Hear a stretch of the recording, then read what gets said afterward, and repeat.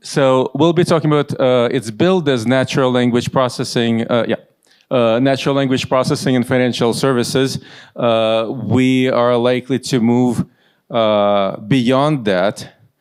Before, when we were discussing with Francisco about this fireside chat, he asked me, how controversial should I be? And I basically said, knock yourself out. So we are going to be talking about natural language, processing is one way to say things. Natural language understanding is another concept that's relevant. So we're going to be talking about biologically inspired approaches to NLP versus some approaches that you're more familiar with. But what I'm going to do to kick things off is just to ask Francisco. I am talking, you're listening, and then you're going to be talking, I'm going to be listening. Everyone is also here listening. What exactly is going on in our brains when this happens? In your brain when you are talking and in the listeners' brains? Yeah, seems to work. Basically, maybe to start off, to give you a little bit of background, I actually, coming from natural sciences, I studied medicine in Vienna, so that might be a first hint why the brain is kind of pretty central in my understanding. But I'm also one of the computer kids, let's say, of the generation. So I was lucky enough to kind of step in the early PC era. Thanks to this, I also got kind of connected to informatics, I would call it, to be very generic. To me, there was always the question, how does actually the brain process information? Which seems to be quite a tough question to put. And in the year 2000, I left the academic environment and started my first company that was about using software for understanding text in a very generic statistical way. And I made progress to actually learn about all the statistical means by which that can be done. And in the year 2008 around, I crossed the way of a, to me, very influential researcher named Jeff Hawkins, who was precisely behind the big question of finding out what is specifically the neocortex, which is the part of the brain that actually thinks. How is the processing actually happening there? And this was very inspiring to me, and he came up with a theory on how this could possibly work, which was pretty controversial with the more statistical approaches we had in general at the time. And I started to say, okay, if Jeff's theory on how the neocortex works is correct, then one of the most characteristic bits of data, basically, that you can process in the brain is language. And so I tried to find out how could language be actually fed into these kind of neocortical models that he created. And I came up actually with a way of doing so. And the interesting thing is that the core element to this is that there is not a particular place in the neocortex that gets triggered if you hear a certain word, and another place if you hear another word. What actually happens is that basically the whole neocortex always participates in the representation of every word. And so that's kind of fundamentally different from or the way how you would approach this by statistics. And so I went after this concept that I later then called semantic folding, which is to actually fold in the meaning in the representation of the data, and developed a machine learning algorithm basically that encodes text in a binary, because the neurons either trigger or not, so they are pretty binary. And this binary pattern that is generated contains a certain topology, and that is what the actual machine learning algorithm trains, is what topology to use, and that basically simulates the topology that we have also in our brain. And interestingly, it turns out that this is not only true for language, because that's sort of the generic semantic or expression of semantic information, but this is basically true for every information, also for numbers. So lately we work a lot with sensor information and with biological measurements, and we see that pattern of calculating the similarity between two things is a very fundamental way in how you think. And so, yeah, I think that there is still a long way to go, but at least it's a starting point that already today shows a number of advantages compared to alternate ways of doing so. Lately, large language models also handle language, but in contrast to the human brain that uses something like 20 watts to generate language, you need at least 20 kilowatts probably to generate the same amount of language using the current algorithms. So if we just jump right now from this very high-level overview to the fact that you have an application, for example, I know is you call contract intelligence, right? And which has applications in financial services where you are somehow. Could you talk to that, how that kind of concept actually is implemented in financial services? Yeah. So as an example, I mean, we have been acting very much as a research organization over the last 10 years. And one of the interests was to see many different use cases to basically get more and more or to learn more and more on how a solution could be generated. We have been, I would say, even focusing on hard use cases. So when we started to work on contract intelligence, which is extracting key information from contracts, and key information not in the sense of finding the proper name of one of the parties, but rather to find clauses, for example, as they are similar or dissimilar to other clauses, which is typically pretty complex, and you typically cannot solve it just by using statistics, because you will not get enough examples to train a statistical model to do this. So the only way you can do this is to understand what actually stands behind the words of the clause. And for that, you need to be able and represent it properly. And once you apply, let's say, the cooking recipe that the brain uses to represent understanding of something, then things become easy, because you can convert two clauses into a semantic fingerprint. That's how we call the representational vector for a piece of text.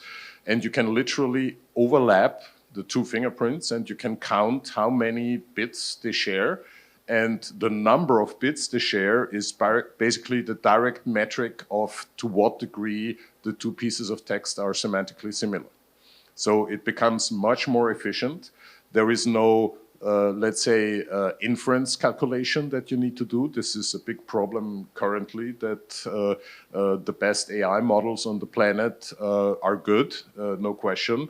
But it takes a long time for doing inference, for example, especially if you have to serve a lot of people and a lot of systems with that inference capacity. Our approach is by definition real time, because the calculation of the overlap of two fingerprints is basically what computers or CPUs are best in. So you do many of these similarity calculations, hundreds, thousands of them per core per second on a laptop. Yeah, so it's a whole order, different order of magnitude that we see here. Yeah. So just one order of magnitude or multiple orders of magnitude? We have done many experiments. It's also the big problem with these things is always the evaluation, yeah, because you have to get enough sort of tagged data to measure how good you are. But we are talking here of 3 orders of magnitude plus. Yeah, so that's really, I mean, we are still far away from the efficiency of the brain, no question. But the whole point of showing that we are not improving by 5% or 10%, but rather 100 times, 1,000 times, 10,000 times, is basically. So we have done, for example, a practical experiment where we even have developed a hardware implementation of our algorithm on special chips called FPGAs. They are programmable hardware, basically. So it was efficiency to the max, and we ended up setting up a classification system that was able to classify pieces of text into a certain number of categories, and we ended up being 5,000 times more efficient than the comparable solution using standard machine learning. And that was before large language models. So I think we must be around 50,000 times more efficient today.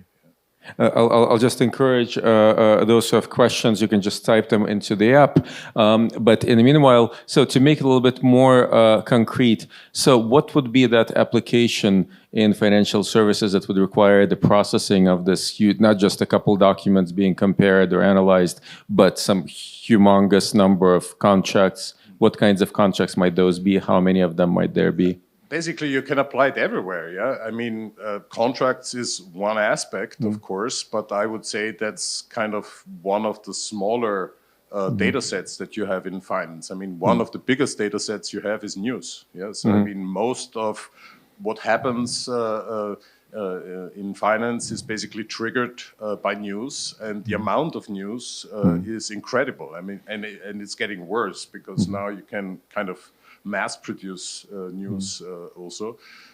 So finding out what the meaning of news is in the context of an investment, for example, that you want to do, could be crucial. Yeah, it could be in the best of all worlds, you could mechanize the whole transaction sphere, sort of, because if you figure out what the consequence of some bits of news are in terms of investment, the whole sort of marshalling of money could be basically automated to some degree. Yeah. When you see people using NLP in finance and insurance, what do you think generally people get wrong? And now this is like where we're starting to go controversial, right? Yeah. So I think, I mean, get wrong. I mean, typically people use what they think are the best tools available. And currently there is a lot of debate on how much you can actually use large language models to give you information, to analyze information. And I think that there is one fundamental problem because we always think that we pose a question to a large language model and we get the answer, and the thinking basically happens in the artificial intelligence. And I think this is a misconception because there is actually no thinking happening. Yeah, I mean, although today models are sort of offered with terms like reasoning and so on, but there is no reasoning. The large language model is a calculator. Yeah? It's a calculator where instead of typing in numbers, you type in text. And what the calculator does, it returns you result numbers, and the same is true for the text calculator. It returns you text, but the actual meaning happens in the head of the consumer of this information. So what you can use it for is basically as a user interface. And there is what, in my opinion, is the big advancement in so-called AI. We are facing a completely new type of user interface, and there is the potential. because when I started programming, it was quite a steep learning curve to learn how to talk to the computer. Today, I can speak English to my computer. And that is, I think, the crucial part of this whole thing. There is a second advantage too, which is also correlates with a historic occurrence, namely the invention of the database, the relational database system. So today we have a database that basically is able to store everything on a USB stick. Yeah? So the whole internet that in the source basically are probably a couple of 100 terabytes of text gets now compressed into a few gigabytes, and you can interact with those gigabytes. The point is we have to learn how to query that database system. That's what is not yet evolved well enough. But I think that there is the potential. On the other hand, the thinking, there is very little work done on the actual thinking of where is the semantic input and what semantic output do I expect. So that's a bit, how to say, part of the mass hysteria, I would say, in artificial intelligence, which in my opinion should be rather called machine learning to be more sort of appropriate. And so the whole term semantics is often used in a derogatory way, right? People say it's just semantics, but the semantics are actually the point, right? And so let's go deeper into this whole idea of thinking, what is intelligence? Can you speak to this? And why not throw in how far are we from reverse engineering the human brain? Yeah, I think so far we got it pretty much fundamentally wrong. And I mean, we see this in our energy bills. The way how we think that we compute thinking today is not even close to what the human brain does. But there are, of course, enormous sort of financial interests and pressures that maintain that whole, let's say, saga that has been built around it. But the actual intelligence is, in my opinion, has to be tied to some entity, to some ego, if you want. Otherwise, there is no grounding to the semantics. Yeah? So it's all about information without grounding is just data. Yeah?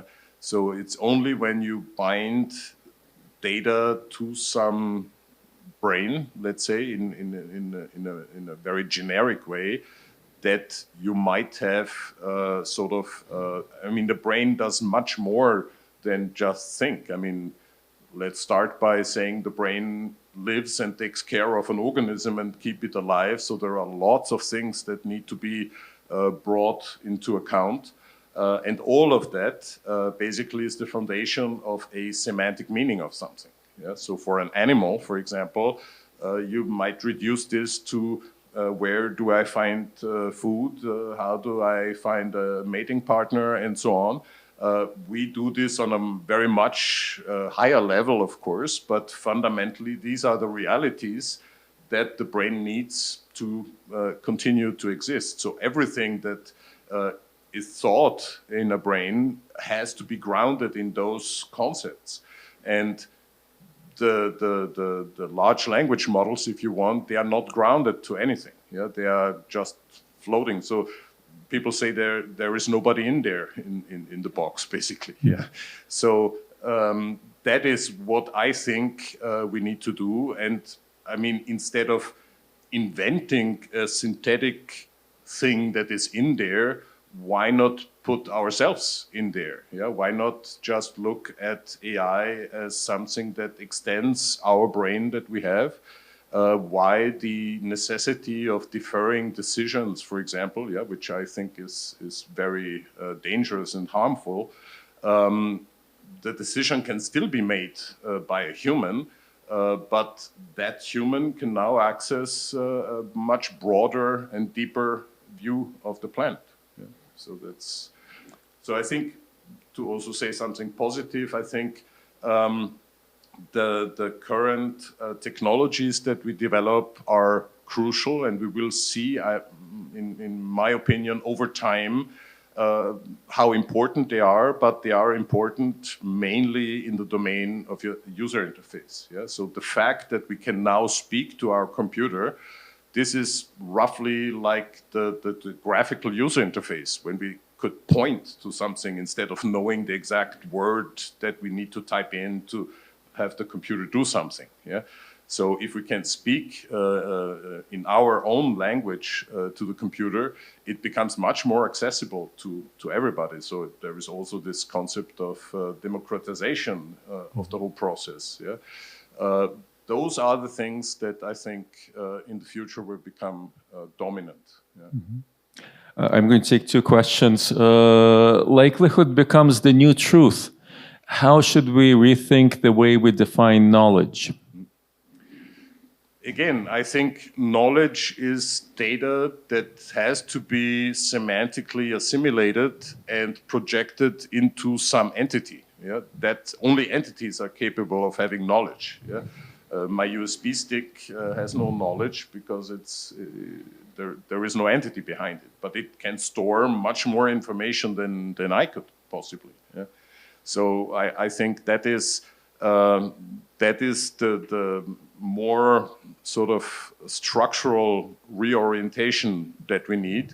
So maybe we need more philosophy in informatics at some point.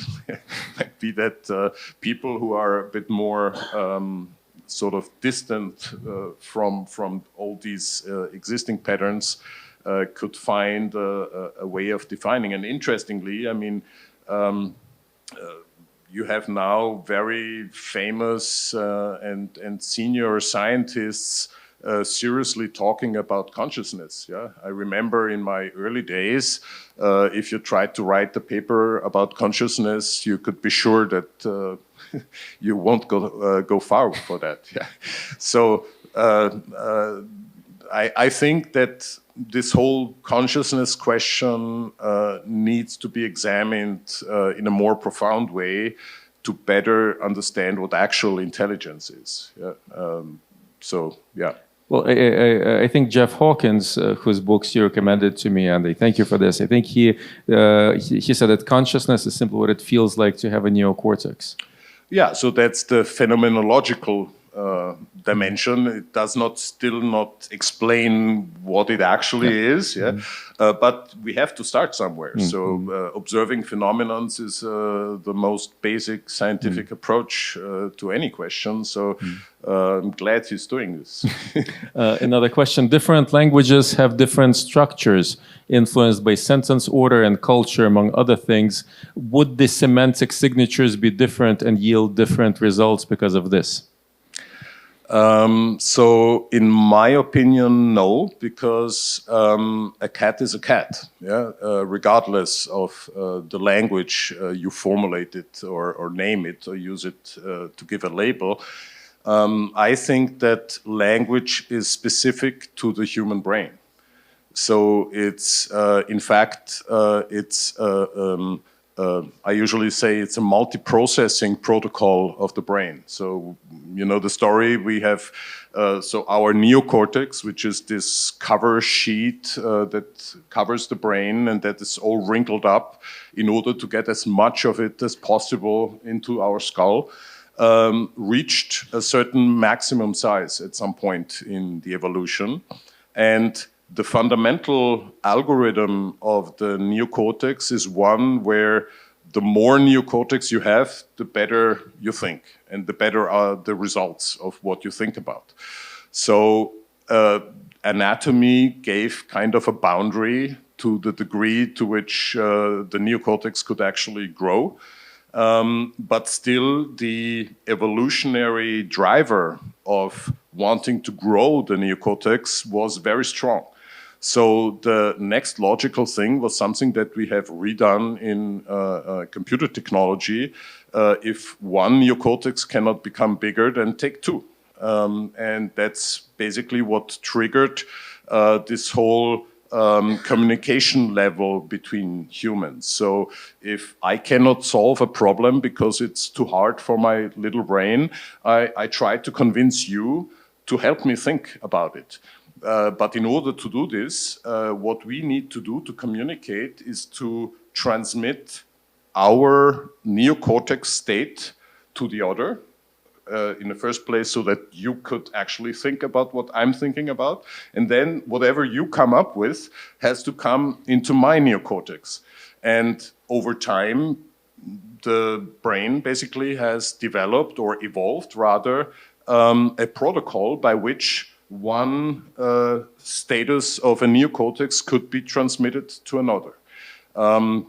And that had to be done basically on whatever the neocortex is capable. So we were capable of making signs or moving our body. We were capable of making sounds and so on. And over time, as we are lazy as biological organisms, we always try to do everything with the minimum amount of energy. We ended up in saying, okay, producing noises and learning to articulate those noises is probably energetically very efficient, much more than doing some gymnastics or so. And that's the reason why this sort of the creation of words and to pronounce them and to send them to the ear of the receiver became a dominant mechanism. And the interesting thing is that all of the languages are using the same trick. Yeah? So even if they have been so distant that the actual sound was different, so the actual word is different, but the mechanism by which the exchange happened is still the same, from Argentina to Japan. Yeah? Then you had this phenomenon that we have very often in evolution, that skills and capabilities co-evolve. And that's the reason why we have today a very fine-grained way of sort of articulating language. We even learned at some point to store it, to write books. Yeah, I mean, that is an enormous improvement, because now we do not need to sit next to each other across a fire to tell us stories. We can tell stories over the centuries. Yeah? So, and that basically, I think, was the mechanism by which this whole language thing evolved. But we should not forget, it's just an external protocol of a brain state. So the actual show is in the brain and not in the words.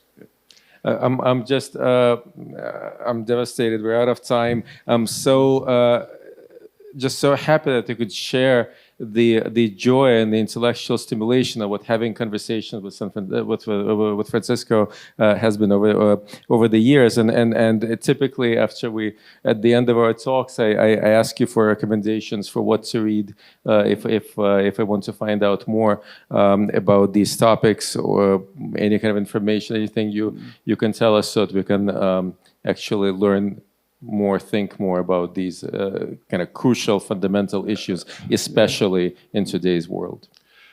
Yeah, I mean, it's still work that is, let's say, not very new. It's one of my favorite writings is Douglas Hofstadter, for example, when he writes about similarity being at the core of cognition.